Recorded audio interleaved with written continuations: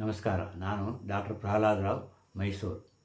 ಇಂದು ನಾನು ಟೈಲ್ ಬೋನ್ ಪೇಯ್ನ್ ಅಥವಾ ಕಾಕ್ಸಿಡೈನಿಯಾ ಇದರ ಬಗ್ಗೆ ಸ್ವಲ್ಪ ಮಾಹಿತಿ ತಿಳಿಸ್ಕೊಡ್ತಾ ಇದ್ದೀನಿ. ಈ ಸ್ಪೈನಲ್ ಕಾಲಮ್ನಲ್ಲಿ ಕುತ್ತಿಗೆಯಲ್ಲಿ ಸರ್ವೈಕಲ್ ವರ್ಟೆಬ್ರ, ಥೊರ್ಯಾಕ್ಸಲ್ಲಿ ಅಂದರೆ ಎದೆ ಹಿಂಭಾಗ ಥೊರ್ಯಾಸಿಕ್ ವರ್ಟೆಬ್ರ, ಸೊಂಟದಲ್ಲಿ ಲಂಬಾರ್ ವರ್ಟೆಬ್ರ, ಪೃಷ್ಠದಲ್ಲಿ ಸೇಕ್ರಮ್ ಅಂತ ಇರುತ್ತೆ. ಕೊನೆ ಭಾಗ ಕಾಕ್ಸಿಕ್ ಅಂತ, ಅದು ಫ್ರೀ ಎಂಡ್, ಆ ಥರ ಮೊಬಿಲಿಟಿ ಜಾಸ್ತಿ, ಅದಕ್ಕೆ ಸಣ್ಣದಾಗಿರುತ್ತೆ. ಅದರಲ್ಲೂ 3 ಸೆಗ್ಮೆಂಟ್ಸ್ ಇರುತ್ತೆ. ಇದು ಸಾಧಾರಣ ತುಂಬ ಹೊತ್ತು ಕೂತ್ಕೊಂಡೇ ಕೆಲಸ ಮಾಡುವಾಗ ಅಥವಾ ಬಸ್ಸಲ್ಲಿ ಪ್ರಯಾಣ ಮಾಡುವಾಗ, ಹಾರ್ಡ್ ಸೀಟ್ ಇದ್ದರೆ, ಮುಂಚೆ ಎಲ್ಲ ಹಾರ್ಡ್ ಸೀಟ್ ಇರ್ತಿತ್ತು, ಸೈಕಲ್ ಹೊಡೀತಾ ಇದ್ದರೆ, ಆವಾಗ ಈ ಕಾಕ್ಸಿಕ್ ಬೋನ್ಗೆ ಏಟಾಗಿ ನೋವು ಬರೋದು. ಇದಲ್ದಲೇ ಏಟು ಬಿದ್ದು ಕುಕ್ಕರ್ಸ್ದಂಗೆ ಕೂತ್ಕೊಂಡಾಗೂ ಕೂಡ ಕಾಕ್ಸಿಕಿಗೆ ಏಟಾಗಿ ಫ್ರ್ಯಾಕ್ಚರ್ ಆಗ್ಬೋದು, ಡಿಸ್ಲೊಕೇಶನ್ ಆಗ್ಬೋದು, ಸ್ಪ್ರೇನ್ ಆಗ್ಬೋದು. ಇದರಿಂದ ಕೂಡ ನೋವು ಬರುತ್ತೆ. ಸಾಧಾರಣ ಟ್ರಾಮಾದಿಂದ ಆಗಿರೋದು ಹಾಗೆ ಕಾಲ ಕಳೀತಾ ತಂತಾನೆ ಕಮ್ಮಿ ಆಗೋ ಸಾಧ್ಯತೆ ಇರುತ್ತೆ.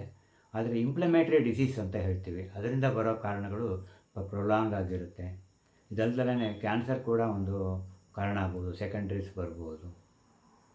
ಮತ್ತು ಅದಲ್ಲದೆ ಹೆರಿಗೆ ಸಮಯದಲ್ಲಿ ಈ ಕಾಕ್ಸಿಕ್ ಬೋನ್ ಓವರ್ ಸ್ಟ್ರೆಚ್ ಆಗುತ್ತೆ, ಸರೌಂಡಿಂಗ್ ಲಿಗಮೆಂಟ್ಸ್ ಕೂಡ ಸ್ಟ್ರೆಚ್ ಆಗಿ, ಮಸಲ್ಸ್ ಎಲ್ಲ ಸ್ಟ್ರೆಚ್ ಆಗಿ ಅವರಿಗೂ ಕೂಡ ನೋವು ಬರುತ್ತೆ. ಕೂತ್ಕೊಳ್ಳುವಾಗ ಭಾಳ ಹಿಂಸೆ ಆಗುತ್ತೆ, ಕೊನೆಯ ಭಾಗ ಒತ್ತುತ್ತಾ ಇರುತ್ತೆ.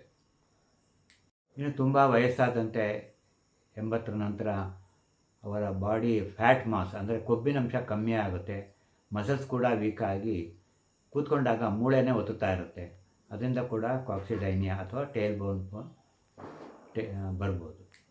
ಇನ್ನು ಇದಕ್ಕೆ ಟ್ರೀಟ್ಮೆಂಟ್ ಬರೋದಾದರೆ ಸಾಧಾರಣ 70-80% ಕಾಕ್ಸಿಡೈನಿಯಾ ಏಟಿಂದ ಆಗಿದ್ದರೆ ತಂತಾನೇ ಒಂದು 3 ತಿಂಗಳ ನಂತರ ಕಮ್ಮಿ ಆಗುತ್ತೆ.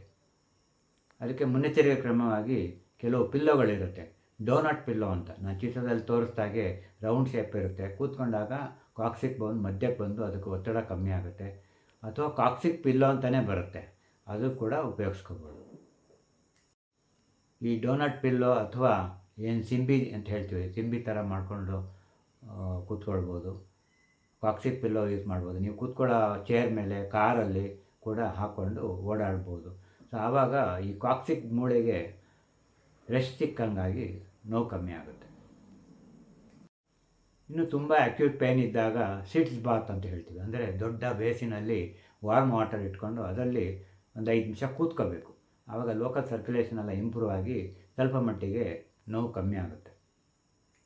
ಈ ಹೆರಿಗೆ ನಂತರ ಎಷ್ಟೋ ಜನಗಳಿಗೆ ಕಾನ್ಸ್ಟಿಪೇಷನ್ ಆಗುತ್ತೆ. ಅದಲ್ಲದೆ ಈ ಕಾಕ್ಸಿಡೈನಿಯಾ ಪೇಯ್ನ್ ಇರೋದ್ರಿಂದ ಮೋಷನ್ ಹೋಗೋಕ್ಕೆ ತುಂಬ ಕಷ್ಟ ಆಗುತ್ತೆ. ಅಂಥ ಟೈಮಲ್ಲಿ ಸ್ಟೂಲ್ ಸಾಫನರ್ ಉಪಯೋಗಿಸ್ಬೇಕಾಗುತ್ತೆ.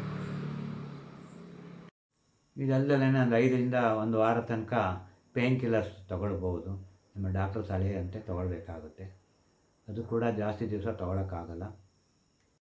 ಇನ್ನು ಪರೀಕ್ಷೆಗಳಿಗೆ ಸಂಬಂಧಪಟ್ಟು ಏನು ಪರೀಕ್ಷೆ ಮಾಡಿ ನಾವು ಕಂಡುಹಿಡಿಬೋದು? ಎಷ್ಟೋ ಸಲ ಇದು ಈ ಟೈಲ್ ಬೋನ್ ಪೇನ್ ಮಿಸ್ಡಯಾಗ್ನೋಸ್ ಆಗಿ ಬೇರೆ ಥರ ಪ್ರಾಬ್ಲಮ್ ಇರ್ಬೋದು ಅಂತ ಹೇಳಿ ಡಯಾಗ್ನೋಸ್ ಮಾಡ್ತಾರೆ.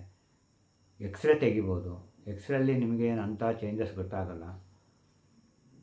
ಇದು ಒಂದು clinical diagnosis main. CT scan ಮಾಡ್ತಾರೆ, MRI ಮಾಡ್ಬೋದು. ಅದರಲ್ಲಿ ಏನಾದ್ರು ಸ್ಪ್ರೈನ್ ಇದ್ದರೆ, ಡಿಸ್ಕ್ ಲೀಷನ್ ಇದ್ದರೆ ಅಥವಾ ಫ್ರ್ಯಾಕ್ಚರ್ ಆಫ್ ದಿ ಕಾಕ್ಸಿಕ್ ಇದ್ದರೆ ಗೊತ್ತಾಗುತ್ತೆ. ಇದಲ್ದಲೇ ಏನಾದ್ರು ಸೆಕೆಂಡರೀಸ್ ಇದ್ದರೂ ಕೂಡ MRIನಲ್ಲಿ ಗೊತ್ತಾಗುತ್ತೆ.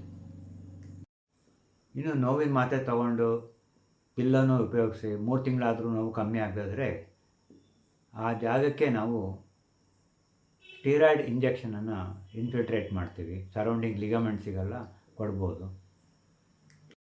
ಇದಲ್ಲದೆ ನರ್ವ್ ಬ್ಲಾಕ್, ಕಾಕ್ಸಿಜಿಯಲ್ ನರ್ವ್ ಬ್ಲಾಕ್ ಕೂಡ ಮಾಡ್ಬೋದು. ಇದಕ್ಕೆ ಅಲ್ಟ್ರಾಸೌಂಡೆಡ್ ಗೈಡೆನ್ಸ್ ಇರಬೇಕಾಗತ್ತೆ.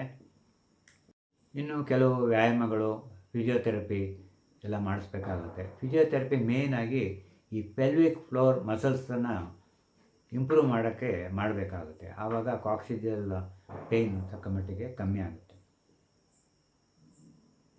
ಒಟ್ಟಿನಲ್ಲಿ ಹೇಳೋದಾದರೆ ಈ ಟೈಲ್ ಬೋನ್ ಪೇಯ್ನ್ ಅಥವಾ ಕಾಕ್ಸಿಡೈನಿಯಾ ಯಾರು ತುಂಬ ಹೊತ್ತು ಕೂತ್ಕೊಂಡು ಕೆಲಸ ಮಾಡ್ತಾರೆ ಅಥವಾ ತುಂಬ ಪ್ರಯಾಣ ಮಾಡ್ತಿರ್ತಾರೆ ಅಂಥವರಿಗೆ ಸರ್ವೇ ಸಾಮಾನ್ಯ. ಇದಲ್ಲದೆ ಕೆಲವು ಕಾಯಿಲೆಗಳಲ್ಲಿ ಕೂಡ ನಾನು ಮೊದಲೇ ತಿಳಿಸಿದಂತೆ ಬರ್ಬೋದು. ಇಷ್ಟು ಹೇಳಿ ಇಂದಿನ ವಿಷಯವನ್ನು ಮುಗಿಸ್ತಾ ಇದ್ದೀನಿ. ನಮಸ್ಕಾರ.